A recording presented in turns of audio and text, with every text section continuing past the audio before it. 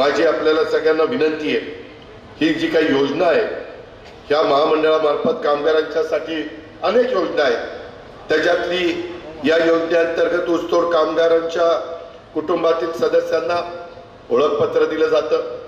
यासाठी बीड जिल्हा परिषदेच्या संकेतस्थळावर केवळ 20 रुपये अर्ज करता येतो. त्यामुळे शासनाच्या विविध योजनांचा लाभ तुम्हाला घेणं सोपं जातं. शासनाने स्थलांतरित ऊसतोड कामगारांच्या मुलामुलींच्या करता शिक्षणाची पण सोय केलेली आहे.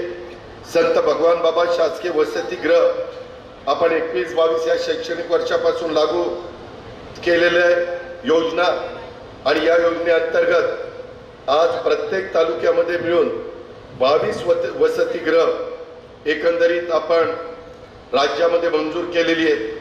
2200 विद्यार्थ्यांना शिक्षणाची सोय झालेली आहे. 16 वसतिगृह सुरू झालेली आहेत. उर्वरित 6 वसतिगृह लवकरच सुरू होतील आणि ही वसतिगृह शासकीय इमारतीत सुरू करण्याचं आपल्या महायुतीच्या सरकारचं धोरण आहे. यासाठी जिल्हा प्रशासन युद्ध पातळीवर प्रयत्न करत आहे. तिथं निधीची मी कमतरता भासू देणार नाही, कारण अर्थमंत्री म्हणून मी तुमच्याशी बोलतोय. काम करताना एखाद्या कामगाराचा मृत्यू झाला तर त्याचा कुटुंब उघड्यावर पडू नये म्हणून ऑक्टोबर 24 पासून सानुग्रह अनुदानाची योजना आपण चालू केली आणि या योजना प्रभावी राबवण्याच्या करता जिल्हाधिकाऱ्यांच्या अध्यक्षतेखाली जिल्हास्तरीय समिती ही देखील आपण स्थापन केलेली आहे.